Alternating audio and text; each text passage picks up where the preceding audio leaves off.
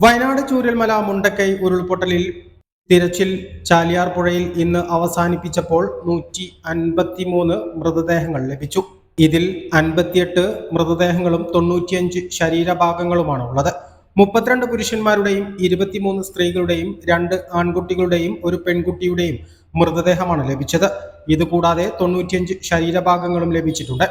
Police, fire force, NDRF, നാട്ടുകാർ, നൂറുകണക്കിന് വോളണ്ടിയർമാർ തുടങ്ങിയവർ ചേർന്ന് 3 ദിവസമായി നടത്തിയ തിരച്ചിലാണ് ഇത്രയും മൃതദേഹങ്ങൾ ലഭിച്ചത്.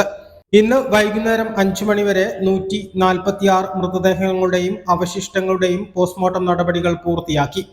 143 എണ്ണം വയനാട്ടിലേക്ക് കൊണ്ടുപോവുകയും 3 എണ്ണം ബന്ധുക്കൾ ഏറ്റെടുക്കുകയും ചെയ്തു. ബാക്കി 7 എണ്ണത്തിന്റെ പോസ്റ്റ്മോർട്ടം നടപടികൾ നിലമ്പൂർ ജില്ലാ ആശുപത്രിയിൽ പുരോഗമിക്കുകയാണെന്ന് ആശുപത്രി സൂപ്രണ്ട് അറിയിച്ചു.